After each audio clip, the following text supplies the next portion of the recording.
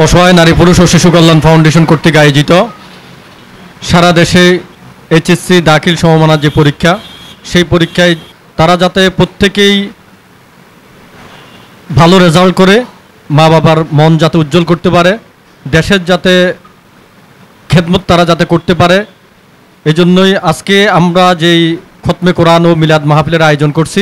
আমাদের এই আয়োজন আজকে কেমন হয়েছে এই বিষয়ে আমাদের সম্মানিত উপদেষ্টা, বিশিষ্ট সমাজসেবক, শিক্ষা অনুরাগী, বনফুল অ্যান্ড কোম্পানির জেনারেল ম্যানেজার, শাপলা টেলিভিশন লিমিটেডের ব্যবস্থাপনা পরিচালক, যিনি সারাটি বছর অসহায় মানুষদের জন্য কাজ করে যাচ্ছেন, এই মানুষটি যখনই আমরা যে কোনো আয়োজন করি সেই আয়োজনে সর্বাত্মক সহযোগিতা আমাদেরকে করে যাচ্ছে এবং আমাদের কোনো অনুষ্ঠানে এই মানুষটির থেকে না এই শব্দটি আমরা কখনো পাইনি।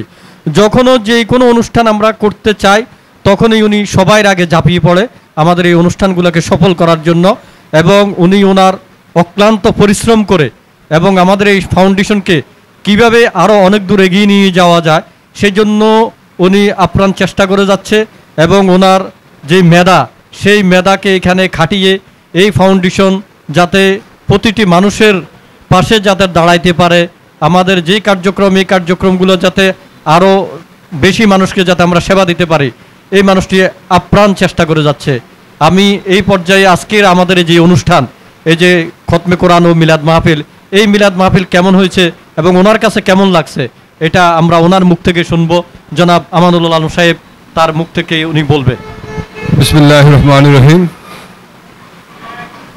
অসহায় নারী শিশু কল্যাণ ফাউন্ডেশনের সম্মানিত সভাপতি এইচ এম উসমান গনি ভাই, আমাদের বিশিষ্ট সাংবাদিক মুকুল ভাই এবং মঞ্জু ভাই এবং অত্র মাদ্রাসার পরিচালক এবং শিক্ষকবৃন্দ, আসসালামু আলাইকুম রহমতুল্লাহ।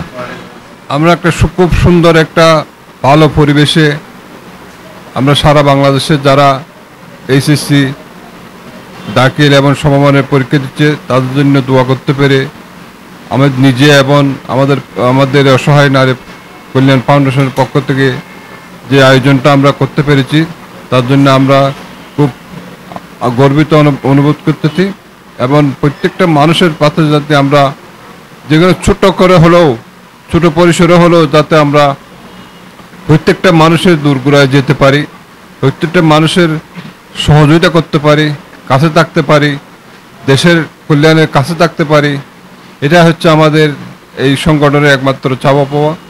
আমাদের এখানে আর কোনো চাওয়া পাওয়া নাই, কারো ব্যক্তিগত লাভের এখানে কোনো দরকার নাই। আমরা শুধু অসহায় মানুষের পাশে যাতে দাঁড়াতে পারি, দেশটাকে একটা সুন্দর সৌহার্দ্যপূর্ণ পরিবেশের মধ্যে মানুষের ভেদাভেদ ভুলে একটা সুন্দর ভালো পরিবেশে মানুষ বসবাস করতে পারে, মানুষ শান্তিতে থাকতে পারে, এই প্রত্যাশা করতে দিই। এবং প্রতিটি জায়গায় সারা বাংলাদেশে আমাদের যারা কমিটি আছে, প্রতিটি সভাপতি সেক্রেটারি যারা যেই দায়িত্ব পালন করতেছেন আন্তরিকতার সহিত যাতে পালন করেন, আমি এই সবাইকে আন্তরিক অভিনন্দন জানাবো।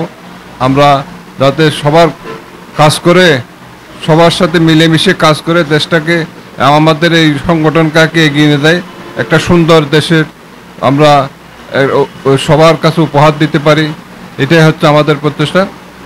আমাদের একমাত্র চাওয়া হচ্ছে অসহায় মানুষের কাছে আমরা যাতে সহযোগিতা করতে পারি, পাশে দাঁড়াতে পারি, এটাই হচ্ছে আমাদের মূল উদ্দেশ্য লক্ষ্য। আমাদের আর কোনো উদ্দেশ্য লক্ষ্য নাই, যাতে আমরা এর মাধ্যমে আল্লাহর কাছে কিছু দোয়া, আল্লাহর কাছে কিছু রেজামন্দি পেয়ে আমরা জীবনটাকে কাটাতে পারি, এটা হচ্ছে আমাদের প্রত্যাশা। সবাইকে আন্তরিক অভিনন্দন শুভেচ্ছা জানাচ্ছি। আসসালামু আলাইকুম রহমতুল্লাহি ওয়া বারাকাতুহু। অসহায় নারী পুরুষ ও শিশু কল্যাণ ফাউন্ডেশন সমাজ ও দেশের কল্যাণে নিয়োজিত সংগঠন।